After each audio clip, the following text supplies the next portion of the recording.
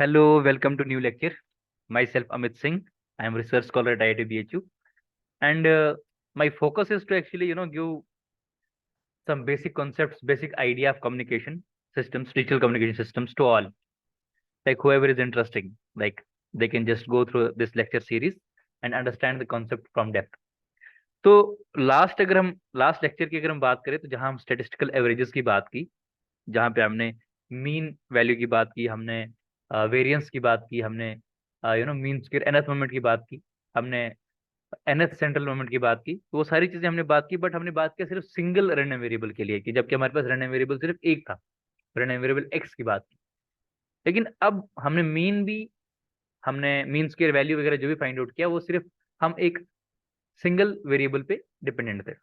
लेकिन अब हम ज्वाइंट मोमेंट की बात करेंगे। हमने मोमेंट्स मोमेंट्स फाइंड आउट किया, लेकिन अब जो हमारे पास नया जो टॉपिक है दैट इज ज्वाइंट मोमेंट।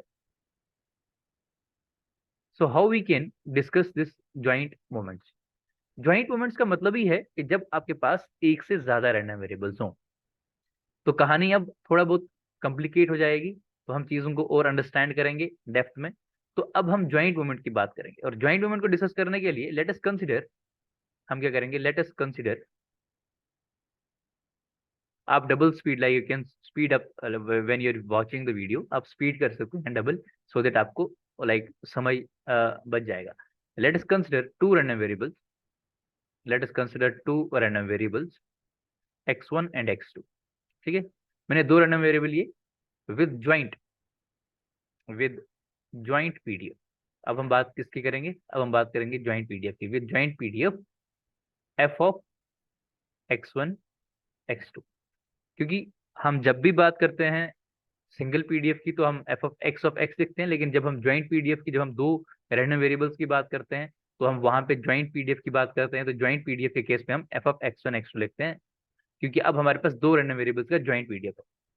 तो अगर हम यहाँ से ज्वाइंट मोमेंट की बात करें, व्हाट इज ज्वाइंट मोमेंट, अगर हम ज्वाइंट मोमेंट की बात करें, जैसे हमने सिंगल मोमेंट वहां पीछे सिंगल रैंडम वेरिएबल की बात की थी, अब यहाँ पे ज्वाइंट मोमेंट की अगर हम बात करें, तो हम लिख सकते हैं ई ऑफ x1 x2। ये क्या है, ज्वाइंट मोमेंट है।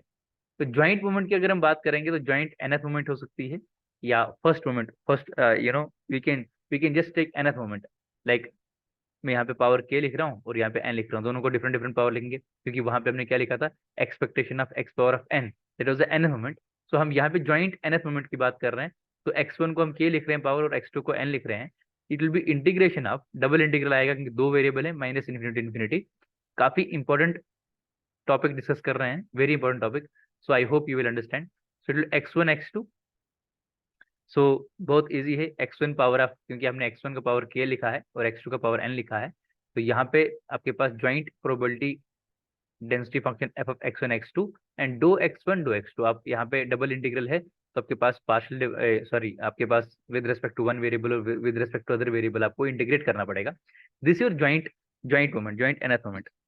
सिमिलरली हम यहाँ पे, जैसे हमने ज्वाइंट मोमेंट की बात की, तो वैसे हम ज्वाइंट सेंट्रल मोमेंट की बात कर सकते हैं। तो अगर हम ज्वाइंट सेंट्रल मोमेंट, मैंने कहा सेंट्रल मोमेंट क्यों, हम ज्वाइंट सेंट्रल मोमेंट क्यों लिखते हैं, सेंट्रल मोमेंट हम इसलिए लिखते हैं क्योंकि हम related to mean, like with respect to mean moment find out करते हैं। तो ज्वाइंट सेंट्रल मोमेंट की अगर हम बात करें तो क्या आएगा, expectation of x1 minus of m1 power of k, similarly x2 minus of, with respect to mean कर रहे हैं, m2 power of n, it is equal to integral minus infinity to infinity, integral minus infinity to infinity. यहाँ पे क्या आएगा, x1 minus of m1 power of k into x2 minus of m2 power of n। यहाँ पे मैं इसको लिख सकता हूँ f ऑफ x1 x2 दो x1 दो x2। तो ये आपके पास nth सेंट्रल मोमेंट आ गया। अब यहाँ पे क्या है, आपको पता है कि जो मीन वैल्यू होती है किसी भी एक रैंडम वेरिएबल की, वो होती है एक्सपेक्टेशन ऑफ x1। मैं इसको यहाँ पे इक्वेशन नंबर 1 लिख रहा हूँ और इसको यहाँ पे इक्वेशन नंबर 2 लिख रहा हूँ। सो अब यहाँ पे देखेगा, अगर मैं यहाँ पे इक्वेशन 1 और इक्वेशन 2 में, ये दोनों आपके पास क्या है, आपके पास एक ऊपर वाला जो है this is joint moment and this one is joint nth joint central moment. अगर if we will use m equal to k equal to 1 in equation, in equation 1 and 2, अगर फर्स्ट और सेकंड में 1 and first equation in equation 1 and 2, अगर मैं first equation और second equation में n, this is n, अगर n और k की वैल्यू को 1 कर दूं, if I substitute n equal to k equal to 1, तो मेरे पास इक्वेशन जो 1 होगी वो आपके पास सिर्फ क्या बचेगी अब, that will be equal to expectation of x1 x2। ठीक है, सो x1 की पावर वैसे हो जाएगा, this will be equal to integration of double integral minus infinity to infinity minus infinity to infinity, this will be equal to x1 x2 f of x1 x2 dो x2। तो यहाँ पे आपके पास अब ये एक्सपेक्टेशन x1 और x2, जब हमने n इक्वल टू 1 लिखा इस टर्म को, अब दिस इज कॉल्ड कॉरिलेशन। इसी को हम एक्सपेक्टेशन ऑफ x1 और x2 को क्या कहते हैं, दिस इज कॉल्ड कॉरिलेशन। तो जब भी हम बात क्या कर रहे हैं, जब भी हम बात कर रहे हैं यहाँ पे कि अगर आपके पास जो ज्वाइंट मोमेंट की बात की थी और ज्वाइंट मोमेंट के अंदर आप n equal to k equal to 1 अगर वैल्यू यहाँ पे सब्स्टिट्यूट करेंगे, आपके पास इक्वेशन ये फाइंड आउट होके आता है। तो this equation is called correlation, इसी को हम कहते हैं correlation. So please write it down कि कॉरिलेशन आपका किस इक्वेशन से आया। तो आप यहाँ पे जो ज्वाइंट मूवमेंट की इक्वेशन लिखी थी, तो ज्वाइंट मूवमेंट के अंदर जब आप n equal to K equal to 1 डालेंगे, तो जब भी आप n equal to K equal to 1 डालेंगे तो आपके पास क्या आएगा, दिस इज कॉरिलेशन। तो आप दो रैंडम वेरिएबल के बीच का कॉरिलेशन फाइंड आउट कर सकते हैं। तो अगर आप सेकेंड इक्वेशन के अंदर, अगर आप now if you will put n equal to K equal to 1 in equation 2, so what you are going to get, तो आपके पास जो नया इक्वेशन बनेगा, जस्ट यहाँ पे पेन चेंज कर रहा हूँ, तो आपके पास जो expectation of x1 minus of m1 into x2 minus of m2, क्योंकि पावर 1 हो गया, that will be equal to integration of minus infinity to infinity, integration of minus infinity to infinity, ये x1 minus of m1 into x2 minus of m2 f of x1 comma of x2 दो x1 सो अब आपके पास जो equation number, ये मैंने क्या कहा था कि जब आपने फर्स्ट मोमेंट जो x1 n और m ये वाला जो था आपके पास, सिर्फ मोमेंट ज्वाइंट मोमेंट की बात, जब ज्वाइंट मोमेंट के अपने n और k की वैल्यू 1 रखी, दैट्स कॉल्ड कॉरिलेशन। एंड जब अपने सेंट्रल मोमेंट के लिए n और m की वैल्यू 1 रखी, this is called covariance, this is called covariance. तो अब आपको पता चल गया होगा कि आपके पास क्या है ज्वाइंट मोमेंट, क्या है आपके पास कॉरिलेशन, और क्या है आपके पास कोवेरियंस। तो मैं इस नीचे वाले पार्ट को थोड़ा बहुत इरेज करूंगा और हम थोड़ा बहुत इसको आगे बढ़ाएंगे अब। तो कोवेरियंस आपको दिख गया होगा, एक्सपेक्टेशन ऑफ दिस, मैं जस्ट इस वाले को इरेज करूंगा। So note all these things because they are very important, very important. What is covariance, what is correlation, ये चीजें जरूरी हैं अंडरस्टैंड करने के लिए, कैसे चीजों को अंडरस्टैंड करते हैं। ठीक है, so now let's go ahead. So यहाँ पे अगर मैं आगे की, मैं इसको आगे थोड़ा इसको यूज करूँ आगे, मतलब इसको मैं डिराइव करूँ, तो आपके पास क्या था expectation, just I change the pen, expectation of x1 minus of m1, जिसको हम कोवेरियंस कोवेरियंस की बात कर रहे हैं। अब कोवेरियंस को डिराइव करेंगे जैसे वेरियंस को किया था, it will equal to minus infinity to infinity, integration में सबों को बाहर लिख दे रहा हूँ। नाउ आप इसको जरा एक्सपैंड करेंगे अब, तो you will get what, x1 x2, this is x1 x2 minus of m2 x1 minus of m1 x2 plus m1 m2, आपके पास ये आ गया। और बाहर आपके पास क्या है, this f of x1 x2 दो x2, this x1। It's very complicated integration, little bit, ज्यादा कॉम्प्लिकेटेड नहीं है, इजी है, बट जस्ट आप फोकस करेंगे तो हो जाएगा।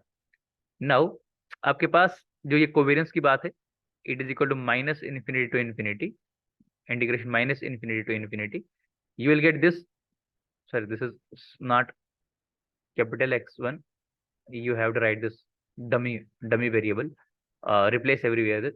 So you will get x1 x2 f of x1 x2 minus of m1 m2 plus m1 m2 आपके पास ये आ गया, और बाहर आपके पास क्या है, this f of x1 x1 minus of m1 x2 plus m1 m2, आपके पास ये आ गया। और बाहर आपके पास क्या है, this f of x1 x2 f of x1 x2 minus of m1 m2 plus m1 m2, दो x2 this is minus double integral minus infinity infinity, it is equal to m2 x1 f of x1 x2 this will be equal to डो x1 डो x2।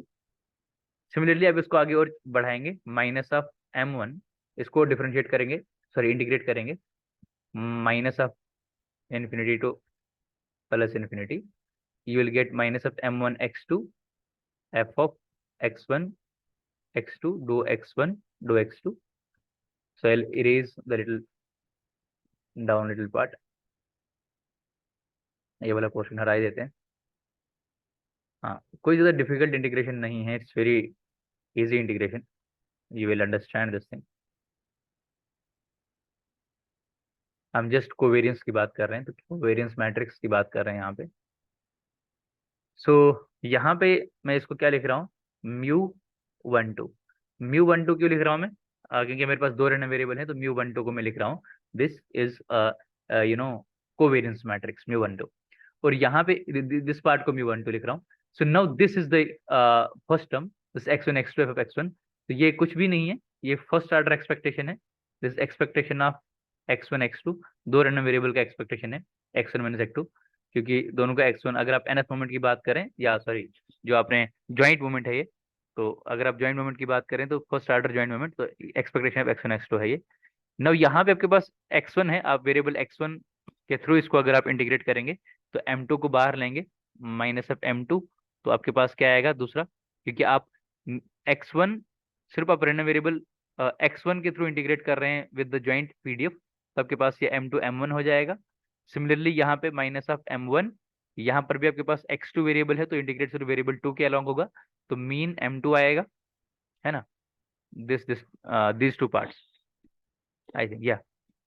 सो एक और part है आपके पास, जो कि आपने सिर्फ किसको किया था इंटीग्रेट, m2 को इंटीग्रेट किया, m1 को इंटीग्रेट किया, m1 m2, so plus of m1 m2 रहेगा ऐसे, क्योंकि क्योंकि जब आप इसको डबल इंटीग्रेट करेंगे इस पीडीएफ के थ्रू, तो क्योंकि डबल इंटीग्रेट करेंगे तो 1 आएगा, क्योंकि area under the PDF curve is 1, तो ये m1 m2 खाली यहाँ पे आएगा, तो इसी को मैं यहाँ पे लिख रहा हूँ प्लस m1 m2, या it's little bit difficult mathematics. So now here I just change it the colour, तो μ12 जो है that is equal to expected value of x1 x2 minus ये बनेगा 2m1 m2 plus m1 m2। So final expression जो आपके पास covariance का आता है, जो फाइनल एक्सप्रेशन आपके पास कोवेरियंस का आया, the final expression of covariance is very nice to see here, काफी अच्छा लगेगा आपको देख के फाइनल एक्सप्रेशन एंड इजी। तो कोवेरियंस अगर आपके पास दो रैंडम वेरिएबल है, μ12 जो कोवेरियंस है that is equal to expected value, that is first joint moment x1 x2 minus of, देखो ये -2 m1 है, एक माइनस ऑफ m1 m2। तो अगर आपके पास दो रैंडम वेरिएबल हैं और उनका कोवेरियंस फाइंड आउट करना है, तो आपके पास इजीली फाइंड आउट हो जाएगा विद दिस एक्सप्रेशन। तो हमने क्या देखा कि हमने ज्वाइंट मोमेंट के बारे में डिस्कस किया, हमने ज्वाइंट मोमेंट के बारे में डिस्कस किया, हमने कोवेरियंस मैट्रिक्स फाइंड आउट की, कैसे हम कोवेरियंस मैट्रिक्स फाइंड आउट कर सकते हैं। सो अब यहाँ पे हमारे पास क्या है, हमने कोरिलेशन भी फाइंड आउट किया कि कोरिलेशन क्या होता है, that is expectation of ex1 ex2। तो अब हमारे पास कोवेरियंस भी फाइंड आउट हो गया, that is μ12 is equal to expectation of x1 x2 minus of m1 n2। तो ये था आपके पास बेसिक जो कि हमने आज सीखा। मैं जस्ट यहाँ पे आपको मैंने कहा कि कैसे हम first order moment find out कर सकते हैं, कैसे हम कोवेरियंस फाइंड आउट कर सकते हैं, कैसे हम कोरिलेशन फाइंड आउट कर सकते हैं, ये सारी चीजें हमने डिस्कस की। तो अब रैंडम वेरिएबल्स को कैसे हम आगे और डिस्कस करेंगे ज्वाइंट पीडीएफ में। सो आई होप कि आपको अंडरस्टैंड हुआ। Thank you, thanks for attending. I hope I will come with the next lecture soon, so that you will remain in touch.